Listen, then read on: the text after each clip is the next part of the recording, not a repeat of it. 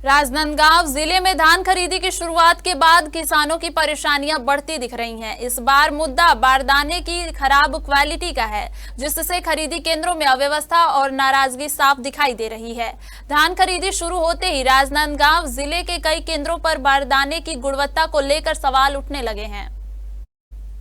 किसानों का कहना है कि सप्लाई किए गए बारदाने मानकों के अनुरूप नहीं है। पतले, कमजोर और जल्दी फटने वाले इन बोरों में धान भरते समय बड़ी दिक्कतें आ रही हैं। कमजोर बारदाने के कारण तौल प्रक्रिया बाधित हो रही है। धान गिरने से न केवल नुकसान हो रहा है, बल्कि अतिरिक्त श्रम और समय भी लग रहा है। कई केंद्रों में बारदाने की कमी की शिकायतें भी सामने आई हैं, जिससे खरीदी की गति पर सीधा असर पड़ रहा है। मामले में खरीदी केंद्रों के प्रभारी अधिकारियों ने बताया कि बारदाने की खराब क्वालिटी और कम सप्लाई को लेकर संबंधित आपूर्तिकर्ताओं को नोटिस जारी किया जा रहा है। विभाग ने भी किसानों को भरोसा दिलाया है कि समस्या का समाधान जल्द किया जाएगा। इधर किसान प्रशासन से मांग कर रहे हैं कि खरीदी प्रक्रिया में किसी प्रकार की बाधा न आए, इसलिए अच्छी गुणवत्ता के बारदाने समय पर उपलब्ध कराए जाएं। छत्तीसगढ़ में 15 नवंबर से धान खरीदी की शुरुआत हो चुकी है और धान खरीदी के बाद किसान जो है अपने अपने सेवा सहकारी समिति तक के अपने धान को लेकर के पहुंच रहे हैं।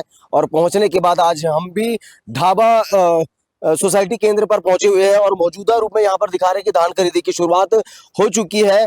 किसान आ रहे हैं यहां पर अपनी धान को लेकर के। मजदूर भी यहां पर काम कर रहे हैं। बाकायदा तौल करके धान को अलग रखा जा रहा है, मगर कहीं ना कहीं इन सभी चीजों में कुछ ना कुछ कमियां भी देखी जा रही है। कमियों के बारे में अगर आपको बात करें तो जो कट्टे होते हैं, जो बोरे होते हैं, बारदाने होते हैं, जिसकी क्वालिटी पूर्ण रूप से अगर देखा जा सकता है तो टोटल घटिया क्वालिटी के बारदाने यहाँ पर नजर में आ रहे हैं। धान खरीदी की शुरुआत तो हो गई है, लेकिन धान खरीदी के साथ साथ में सरकार को ये जो बारदाने हैं उस पर भी कड़ी निगरानी रखनी चाहिए। जो बारदाने समिति तक के पहुंचते हैं वो सुरक्षित नहीं होते हैं, उनकी क्वालिटी पूरे निम्न स्तर की होती है। हमारे साथ किसान भी मौजूद है जी। कहाँ के आप, क्या नाम है? मैं बागतरी सुरेश कुमार वर्मा मेरा नाम है। मैं बागतरी का किसान हूँ। जो लगातार देखते हैं कि हर साल नया कट्टा तो सरकार दे देते हैं, लेकिन पुराना कट्टा कहाँ से लाते हैं, क्या करते हैं, इसका पता नहीं है भाई हम लोग को। इसके बारे में मैं नहीं बता सकता, लेकिन जो पुराना कट्टा लाता है बहुत ही घटिया क्वालिटी का रहता है। अच्छा, उसमें कितना किलो धान लिया जा रहा है? इस बार 40 किलो 800 ग्राम का धान तौल रहा है। हाँ। जो हमाल है वो किसानों से, और जो कट्टा है वो बहुत ही खराब क्वालिटी का है। सूखत के बारे में अगर बताया तो सूखत हम लोग को कोई जानकारी नहीं है। जो सरकार ले रहा है उसको हिसाब से हम लोग बेच रहे हैं। अगले साल भी यही बेचते थे, इस साल भी वही रेट वही बेच रहे हैं। उतना वजन का अगले साल भी बेचा है, इस साल भी उतना वजन का बेच रहे हैं। उतना ही वजन का, उतना वजन का। अभी किसानों को क्या कुछ लाभ हो पा रहा है इसमें? किसानों को क्या लाभ होगा भाई? तो किसान जैसे है वैसे है। ये तो क्या है, हमारे लोग का रेट बढ़ गया है। हाँ। किसान लोग परेशान हो रहे हैं। आज हमारे लोग 7.5 रुपये अपना कट्टा कर दिया है, और पहले 6.5 था, 6.5 रुपये था। इस साल 7.7 रुपये कर दिया है। अच्छा, उसमें तकलीफें हो रही? उसमें तो किसान तकलीफ में आएगा भाई। अच्छा, ये पैसा किसानों को ही देना पड़ता है? किसानों को देना पड़ता है, सोसाइटी वोसाइटी कोई नहीं देना पड़ता है। जितना रुपए कट्टा के हिसाब से किसान को 7 रुपये 50 पैसे के हिसाब से देना पड़ता है, कट्टा के हिसाब। मतलब कुल मिलाकर यहाँ पर देखा जा रहा है जो बारदाना है उसकी क्वालिटी घटिया आ रही है। बारदाना जो पुराना है वो घटिया आ रहा है, अच्छा क्वालिटी का नहीं दे रहा है। वो तो कहीं फटा है, कहीं पुराना कुछ भी है, धान जमीन में गिर रहा है, कुछ भी हो रहा है, वो अलग बात है। लेकिन देखो, समस्या तो बहुत बड़ा है, लेकिन ज़्यादा बात करना बेकार है इस चीज़ में।